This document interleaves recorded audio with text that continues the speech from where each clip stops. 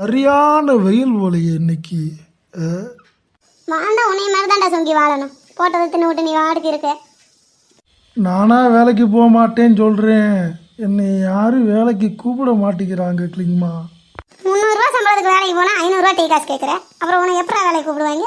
என்ன சரி tea copy ஏதாச்சும் தான் வச்சுட்டு வாங்க. உனக்குலாம் டீ காப்பி தான் ஒரு கேடு. கம்மு நெருக்கியா இப்போ என்னன்ற மைனி மைனி மச்சான். அடடே ஸ்வீட்டியா, வா வா வா உள்ள வா. அப்புறம் 2 பேரும் எப்படி நல்லா இருக்கீங்களா? பையனையும் பிள்ளையும் கூப்பிட்டு வரல. இந்தா கிளிங்மா, போய் டீ காப்பி போட்டு கொடு, உட்காந்துருக்க. நாங்களாம் சூப்பராக இருக்கோம்னு. பிள்ளையெல்லாம் வீட்டில் இருக்குங்க. என்ன செய்ய, கல்யாணம் ஏற்பாடு பண்ணியிருக்கேன். அதுக்கு தான் பத்திரிக்கை வச்சுட்டு போகலாம்னு வந்தேன். தாய் மாமா இல்லை நீயே, உனக்கு தான் பத்திரிக்கை வைக்கணும். ஓமா எனக்கு கல்யாணம் இப்போ தான் டவுசர் கூட போட தெரியாமல் தெரிஞ்சுக்கிட்டு இருந்தேன். அதுக்குள்ளேயும் கல்யாணம் வரைக்கும் வளர்ந்துட்டானா? ஆமாம் மைனியே, இப்போ இருக்க பிள்ளையெல்லாம் சீக்கிரம் வளர்ந்துறதுக்கு என்ன செய்ய, காலகாலத்துக்கு அதுக்கு செய்ய வேண்டிய செஞ்சு முடிச்சிடணும் மைனி. அதுவும் சரிதே. அப்புறம் மச்சான், வேலை வெட்டியெல்லாம் இருக்கா? எங்க நான் வெட்டியாக தான் இருக்கு. ஆமாம் தம்பி, உன் மச்சான் வேலைக்கு போயிட்டாலும் சரி. பொண்ணு எந்த ஊர், எம்பிட்டு நகை போடுறாங்க? பொண்ணா மைனி, நம்ம ஊருக்கு பக்கத்தில் தான், நல்ல குடும்பமாக இருக்கு. அதான் பேசி முடிச்சிட்டேன். என்ன செய்ய, என்னை பொண்ணு பார்க்கும் போது எங்கள் அப்பா அம்மா கரெக்டான குடும்பத்தில் கொடுத்துருந்தா இப்போ நான் நல்லா இருந்திருப்பேன். இந்த வாரு உங்கள் அண்ணன் சொங்கி வேலைக்கும் போக மாட்டேன், ஒன்றும் போக மாட்டேன். இதில் நீ தாய் மாமன் வேற நிற்கிற, என்ன செய்ய போகிறானோ? என்னையா பத்திரிகையில் யார் பேரெல்லாம் போட்டிருக்க? பத்திரிகை கொடுப்பா. கண்ணப்பன், பொன்னப்பன், இது யார் கனகவல்லி, இது யாரா கருப்பாம்பூச்சியா? இல்லை காவேரி. இந்தாரு கிளிங்மா, தாய் மாமன் பேரில் நம்ம பேரை கடைசியாக போட்டு வச்சுருக்காங்க. என்ன சொல்கிற? கடைசியாக நம்ம பேர் எழுதியிருக்காங்களா? அப்போ நம்ம பேருக்கு முன்னாடி யார் பேர் எழுதியிருக்காங்க? எங்கள் சித்தி மாமன், எங்கள் சித்தப்பா பிள்ளைங்க பேர்லாம் போட்டு வச்சுருக்காங்க.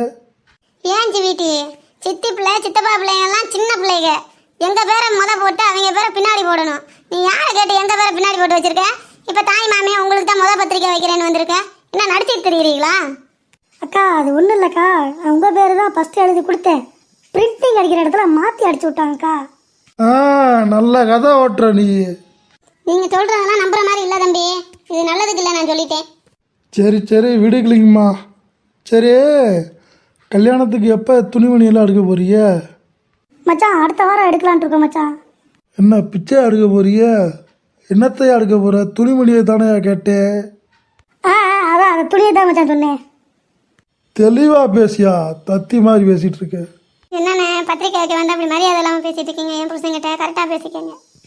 ஆமாம், மாமியார் வீட்டு சொத்தில் உட்காந்து திங்கிறான்ல, அவனுக்குலாம் என்ன மரியாதை? இதுதான் ஜாக்கு. இவங்களை அனுப்பி விட்டா நம்மளுக்கு ஒரு 50,000 மிச்சமாகும். எப்படியாச்சும் தண்டையை பெருசு பண்ணி விட்டுறணும். ஆமாடா சொங்கி, நீ சொல்கிற தண்டை கரெக்டு.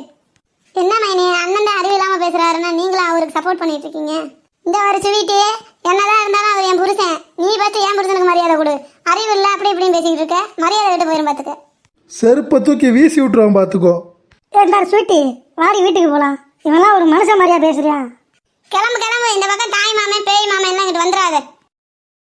சொங்கி பரவாயில்லையடா, உன் தங்கச்சிக்கிட்டலாம் இப்படி பேச மாட்டேன், இன்னைக்கு இப்படி பேசி விட்ட. ஆமாம் கிளிங்மா, நான் பாட்டுக்கு செவனேன்னு தானே உட்காந்துருக்கேன். அவன் பாட்டுக்கு வந்தால் வேலை இருக்கா வெட்டி இருக்கான்னு கேட்குறான். அதான் கடுப்பாயிட்டேன்.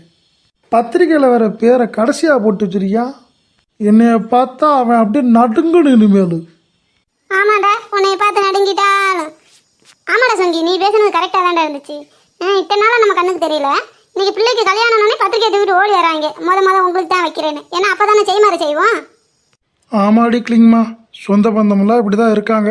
நம்ம தான் பார்த்து இருந்துக்கணும். அதுக்கு தான்டா சொல்கிறது, நடுக்கடலில் கப்பலை இறங்கி தள்ள முடியுமா? வேலைக்கு போகாமல் வீட்டில் இருந்தால் திங்க முடியுமா? உதாரியா நீ இருந்தால் குடும்பம் நடக்குமா? சொந்தக்காரங்க பேச்ச கேட்டால் நல்லது நடக்குமா? சொந்தக்காரங்க பேச்ச கேட்கவே கேட்காதீங்க. நமக்கு என்ன தோணுதோ அதை நம்ம செஞ்சுட்டு போயிட்டே இருக்கணும். ஆமாம் கிளிங்மா, சொந்தக்காரங்களை செய்கிறதுக்கு இல்லாதவங்களுக்கு செஞ்சுட்டு போயிடலாம், புண்ணியமாச்சும் கிடைக்கும். நாங்கள் சொன்னது சரிதான மக்களே? எங்கள் சேனல் பிடிச்சிருந்தா லைக் பண்ணுங்கள், ஷேர் பண்ணுங்கள், சப்ஸ்கிரைப் பண்ணிக்கோங்க. தேங்க்யூ.